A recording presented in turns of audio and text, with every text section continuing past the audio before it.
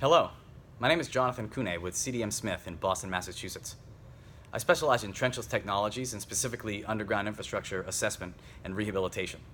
Today I'd like to share with you a case study in which we were able to definitively determine the amount of removal that can be achieved by utilizing service lateral connection liners as part of a comprehensive rehabilitation approach. Now, service lateral connection liners are relatively new within the industry, at least within the past 10 years. And because of that, there's sort of a lack of data out there that allows us to study and understand just how much more infiltration can be removed by utilizing this type of product as part of a larger program.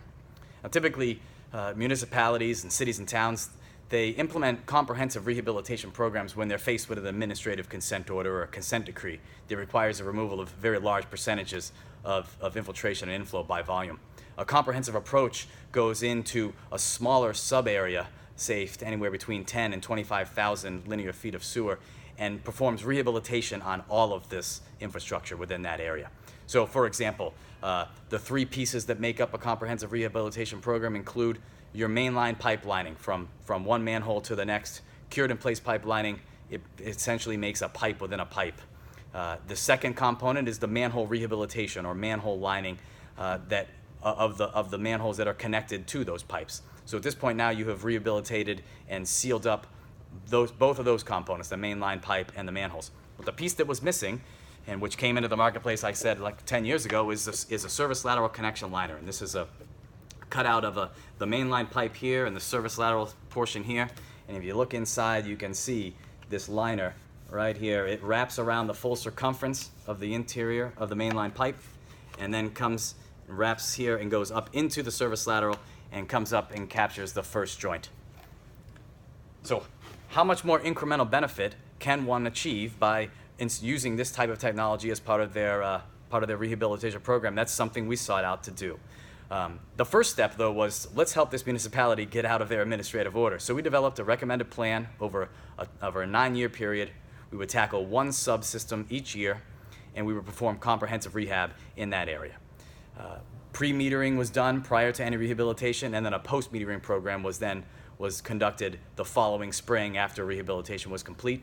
And those two data points were used to make a regression analysis to determine the amount of infiltration and inflow removed as part of that rehab work. In other words, the percentage of extraneous flow removed as a result of comprehensive rehab.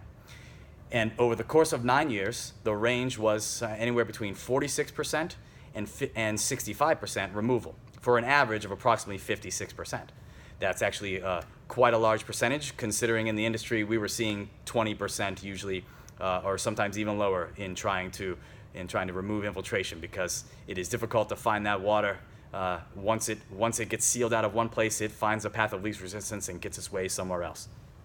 So now that the town was actually out of the administrative order after a 10-year period, they decided they wanted to keep moving forward with this type of work because they got a brand new sewer system out of it every time they did comprehensive rehab in a particular sub-area.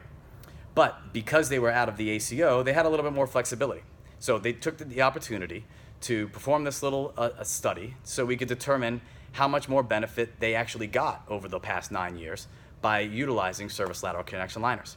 So we went into subsystem 4B, that was the study area, that was the first area outside the ACO, and we performed mainline CIPP lining and manhole rehabilitation only, without lining service lateral connections.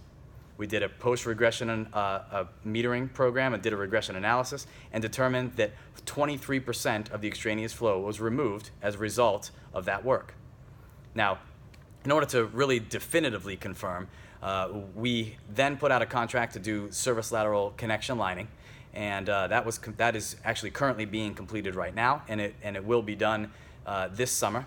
We will perform metering in the spring of 2020, and then do another regression analysis to truthfully prove the amount of flow that has been removed, and then being able to determine how much of that is related specifically to the service lateral connection liners.